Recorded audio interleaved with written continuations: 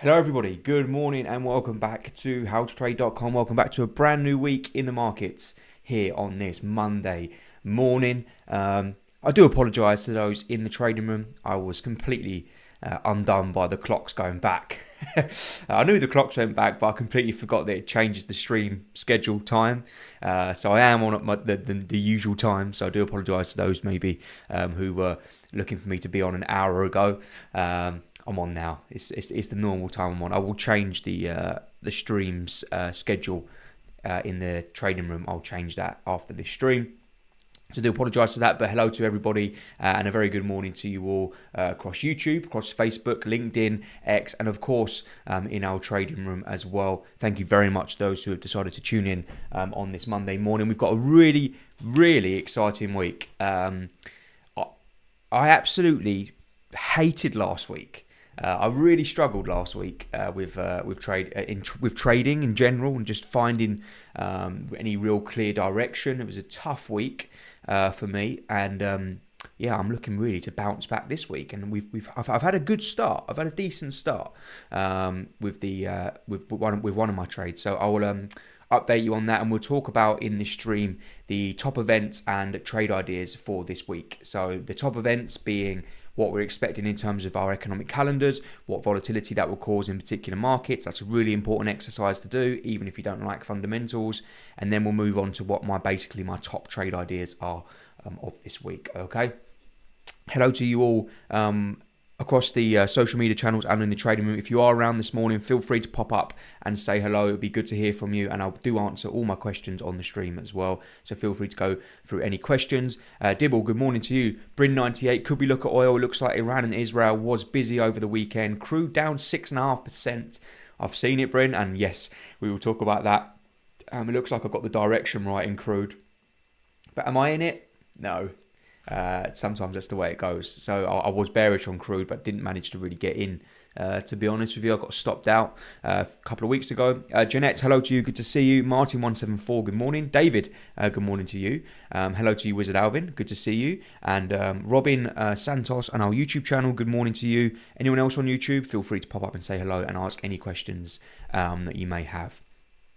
Okay, so let's start with the news of crude, around crude over the weekend. Really huge move lower in crude oil prices.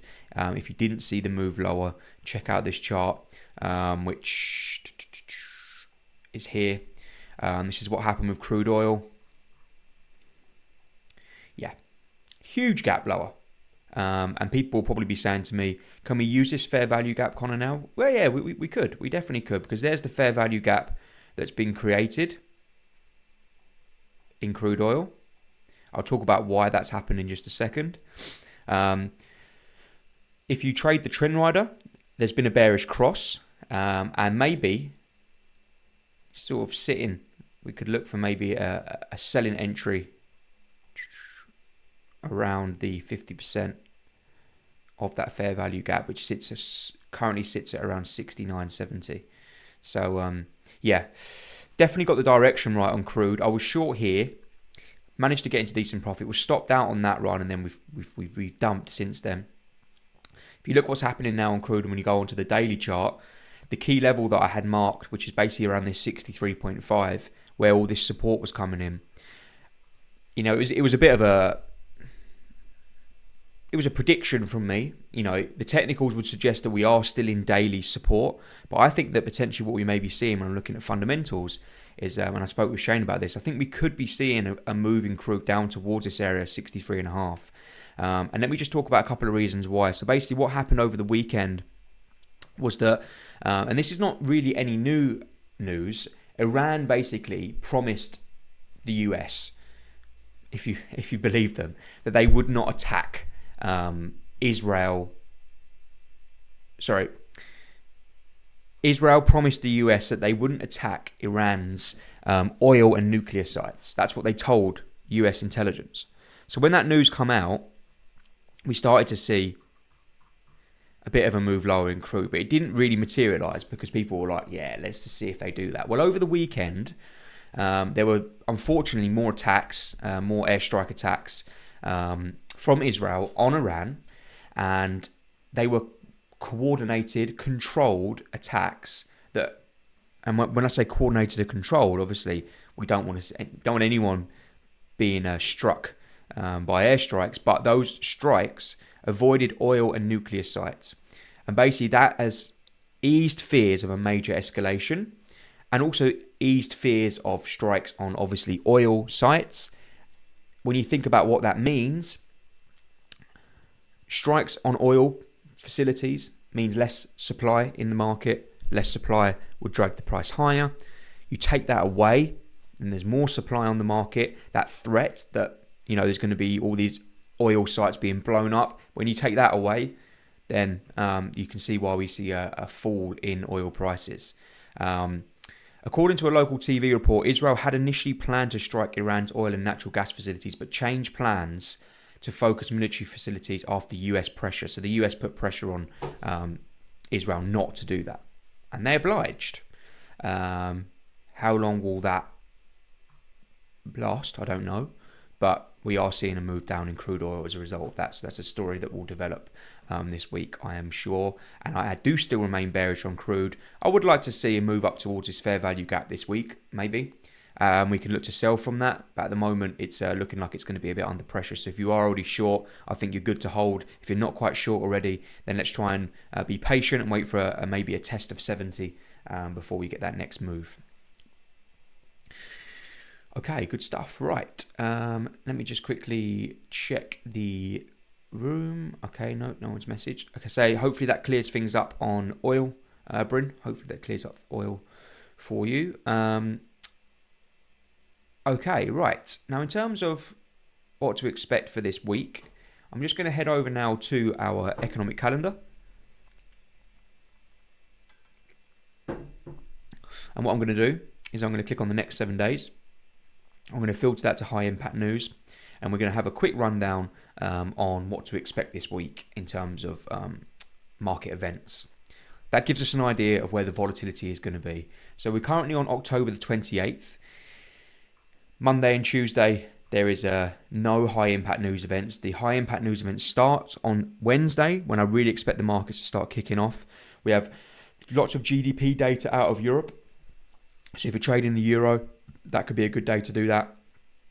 We've also got some news coming out of Australia in terms of its CPI, which is its inflation. So if you're like trading the Aussie dollar, for example, that would be one that we need to focus on Wednesday. GDP figures out of Europe. On that same day, we've also got ADP employment change and GDP out of the US. GDP is economic growth. Very, very important high impact news event, especially the GDP one. So I expect markets to start kicking off on Wednesday. Definitely. We're already seeing some volatility this morning, which is a good sign. Germany inflation as well on Wednesday. It's quite a busy day, to be fair. And as we head into Thursday, it really starts to heat up more, because overnight we've got the Bank of Japan interest rate decision. Will they keep rates at 0.25%? Will they decide to communicate more hikes coming? Will they decide to be more hawkish? We've currently got that short position on dollar yen, which was initially moving well, but now it's sort of in a little bit of drawdown. So we're going to probably need a bit more of a hawkish Bank of Japan to really start to ramp up some yen buy-in, because at the moment it's sort of being sold into quite aggressively. That'll be a big day for that. So I'm looking forward to that one. We've also got European inflation on Thursday as well. So that, again, more volatility in the euro dollar, euro pound, all those forex pairs will be moving with some decent liquidity. And then on Thursday afternoon, we've got the core PCE, which is a strange one, because normally the PCE comes on a Friday, but it's on a Thursday, because the day after we've got NFP. So as you can tell, it's a very, very busy week. It's going to be really, really volatile, I think, this week in comparison to a normal week. We've got the core personal consumptions expenditures price index, which is basically the Federal Reserve's primary gauge for inflation. Again, that's going to be volatile. And then on Friday, we have we have the biggest event of the week. We're going to be covering that for you live. I'll be covering on how to trade live on YouTube and everything else. So make sure you tune into Friday afternoon. Remember, NFP's an hour earlier now than it was before. I need to remember that as well. In fact, my Friday stream will probably stay the same time because of that. But yeah, NFP, really, really crucial to see how we get on. The forecast currently for the non-farm payrolls figure is 123,000, which is quite a significant drop-off from the 254,000 we saw last time. So I'm wondering whether we're... the markets are clearly expecting a weakening in the labour market. Will it continue to defy expectations and remain strong and remain robust? We shall see. But yeah, it's going to be huge. Average hourly earnings, and then we get the ISM manufacturing PMI out as well. It's just absolutely crazy week in terms of news events, because we've got Bank of Japan interest rate decision, lots of European inflation data, GDP data out of the US, core PCE out of the US, non-farm payrolls out of the US. I can imagine why people are excited and scared about the week, so it should be a good one. Unfortunately, that doesn't end there. And the reason it doesn't end there, I don't know if you're aware of this, but we are right in the middle of earnings season. So, hello to you, Devon. Good to see you. Hope you're doing well. We are right in the middle of earnings season.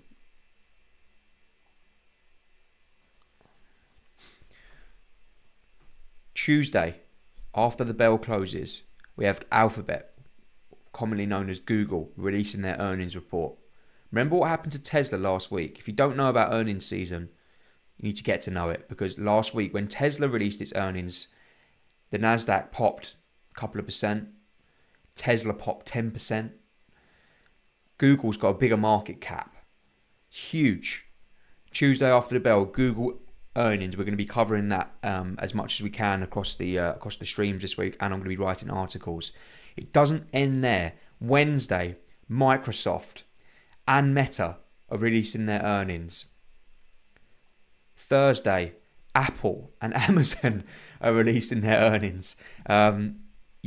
This is not a week where we should be like, it shouldn't be a choppy week, really. It should be quite an explosive week. I hope I'm not setting everyone up for disappointment, but I mean, Apple, Amazon, Meta, Google, like they're the big guns, right? This is the big companies, the big tech earnings. Lots of eyes are going to be on this, as well as everything else as well. So we'll see how we go this week. I imagine it's going to be quite a decisive week for the stock market, particularly the Nasdaq, because if we imagine we get really weak earnings, and on the back of that we get a really weak NFP, everyone will be like, oh my god, there's going to be a recession, and then the stock market will probably fall this week. If the tech earnings are strong again, NFP strong again, all of this stuff about recession, it'll be the complete opposite. It'll be, the US economy is really, really strong, and then we're probably going to see another surge in the stock market. So it's going to be an interesting one for sure. And let me just talk about some trade opportunities that we've currently got on. I was tagged in this morning. I woke up to a very nice surprise, and this is some analysis that I did put in the on the streams. I did speak about this in a bit of detail at some point a couple of weeks ago. So how many concepts? Where is it?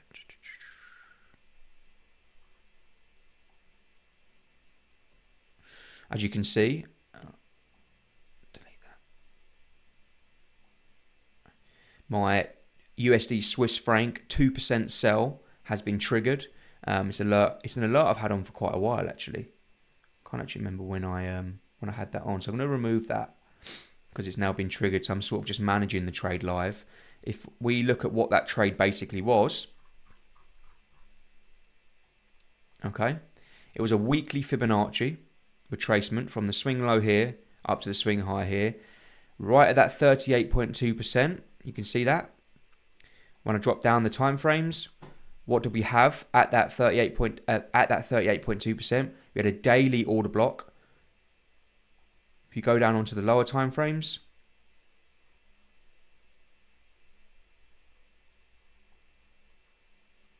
sorry, 2 seconds.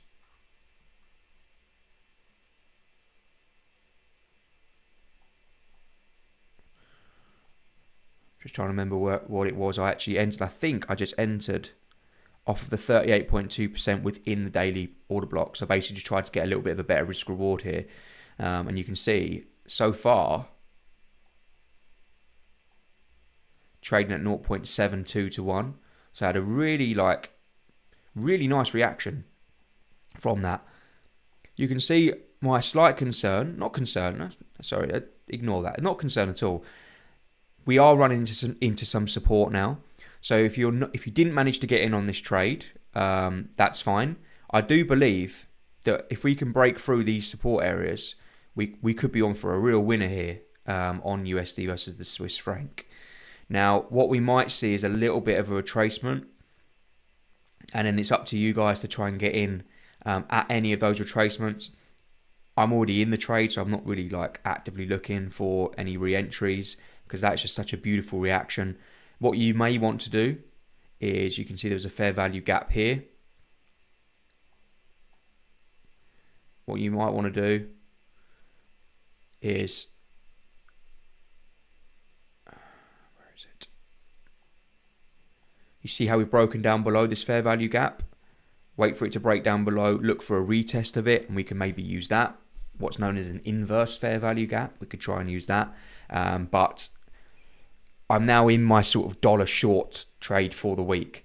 So I've already been tagged into that. So hopefully, hello to Universal, by the way. Good to see you, and I hope you're doing well. I've already been tagged into that now. So I'm hoping that we can continue lower there. But I will update you accordingly. Dollar yen.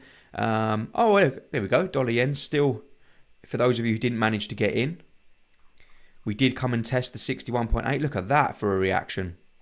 Whew. Yeah, I like that. That's good.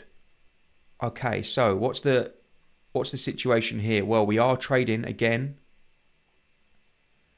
inside a fair value gap now.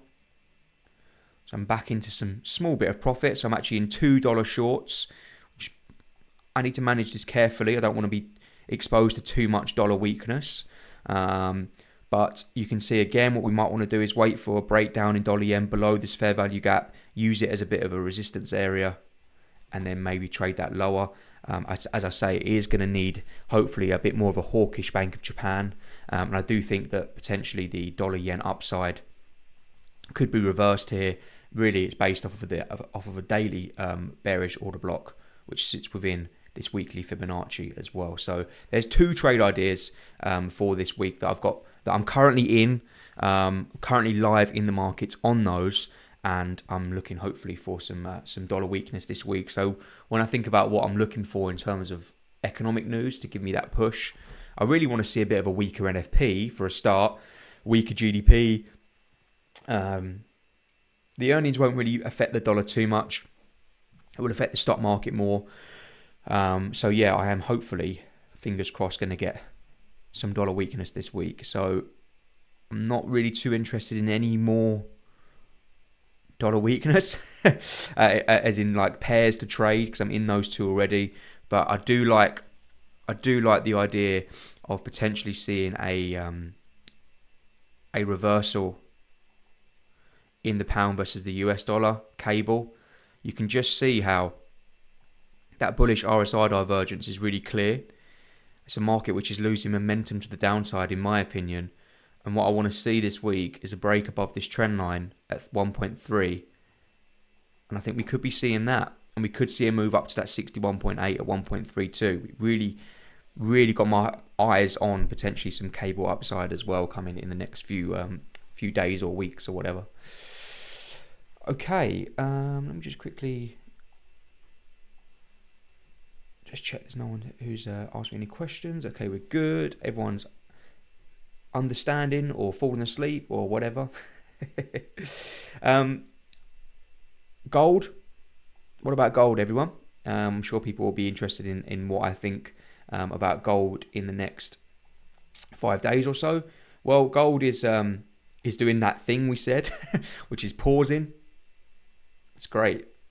We're happy with that. I want to see this market pause a bit. I want to see something that looks a little bit like this. We call this inducement, which is where you have a strong trend, and within that trend you get a mini trend. But it doesn't last too long before we get that next break. So imagine gold now. What I'm looking for is a similar sort of thing. Okay, and then we try and look to play that higher once more. Now, when I go down onto the hourly chart, there we go. I'm just marking the ranges here. This is the consolidation period that we're in, bouncing in between 2758 and 2713. Okay, we might do that for some time. If you look to trade ranges, then the best way for me to, in my opinion, is to wait for, you can use the pendulum strategy, which is in the academy, in one of our strategy sections, which is a similar sort of thing to what I'm about to say now, is that basically we wait for a liquidity sweep on the high or the low and we play it up to the high or down to the low. So what I mean by that is you can see there's the bottom of the range. The market come down, threaten to close below the range, snap back inside, and then we've got to move, back up towards, the middle of that range. So we might see the same thing. We might see gold have a move up towards the liquidity at this all-time high. We wait for the market to wick like it did here, and then we look to try and trade it back into the middle of the range. That's the pendulum strategy basically. So that's the way that I would do that this week. It's not something I do. I have to say I find it difficult to trade ranges. I'm not really a range trader at all. But if you do want to trade that, then yeah, that's up to you. Morgan Doug, hello to you. I'm afraid to ditch my oscillators. Can you convince me to quit using them? There's nothing wrong with using oscillators, in my opinion. Maybe try and reduce your reliance on them. Maybe I use RSI divergence, for example, but I don't use it as a standalone strategy. I use it to help me with my other analysis, and maybe don't use them as standalone. Maybe just have them as like a backup, or as what I call an extra confluence. Maybe use it as that. That's what I would do. Okay, and then really in terms of like the stock market at the moment, it's a bit of a difficult one. I'm going to have to delete all these drawings, aren't I? Because that fib just last week worked out really well anyway. Look at that, down to the 61.8, and then boom, looks like we're going to break higher here on the NASDAQ as well. I'm going to remove all these drawings. Yeah, I think it's one of these things where I can't really give you, because if I was going to say my normal analysis, I'd say, look, let's be patient, wait for a move down to 19,000. But it just feels unlikely, in my opinion. What I'm seeing here is a market which is grinding higher. It might be one that's worth taking a look at on the trend rider, because you can see we got that bullish cross. Can we wait for a retest? It's with this stock market at the moment, because it's so elevated, everything's so stretched to the upside. It's not something I want to sell, but it's a difficult buy unless we sort of be a bit brave in our entries, and we could be. Okay, here we go. Oh, this could be a good one. Fair value gap. I like this. Let's try and play this. We never got a test of that fair value gap on the NASDAQ. If we can get a move down to 2360, which is the 50% of this fair value gap, that could be the support area that we could then actually try and get into this momentum. I'm bullish on the stock market until I see evidence of weaker earnings or anything like that. I've seen exactly the same thing here on all three of these indices: the S&P, the US 30, and the NASDAQ. Set yourself alerts, guys, at these FVGs. This one on the S&P 500, this one on the US 30, and this one on the NASDAQ. I think all of those areas could be good support areas. What I would suggest that you do is wait for the last one to test, if that makes sense. So if the NASDAQ and the S&P 500 both test this FVG, but the US 30 one has been left alone, wait for that US 30 one, because that's the last one. Often what happens is the first one that gets tested might be the one that trades all the way through. I've noticed that before, because what it's waiting for is the others to play catch up. So let's just be patient here. wait for all of these gaps to be filled, and then we can look to try and trade the last one that tests. And that's the way that I'd like to play the stock market this week. So yeah, there's a whole host of things going on this week. It's going to be one where you need to be on the ball, which we will be. I'm in USD Swiss. I'm in dollar yen. I've got my eyes on the fair value gaps on the stock market. I'm not interested in gold, but I showed you how you could trade that this week. Oil, I fancy some more downside, but again, I want to see a bit of a retracement into that fair value gap. There's been lots of gaps created over the weekend, and that often means good opportunities. So fingers crossed, we can maybe benefit from some of those. So, of course, my trades, I will update you for as soon as I know more. As soon as there's something to update, I'll let you know on the stream. And yeah, that was my top events and opportunities of the week stream. So thank you very much to those who tuned in. I do hope we all have a fantastic and fruitful week this week. I'll be back live tomorrow trading the Trend Rider strategy, 10 o'clock UK time. I will change those stream times as well. And yeah, thank you very much for tuning in today. Trade well, trade safe, and I'll see you all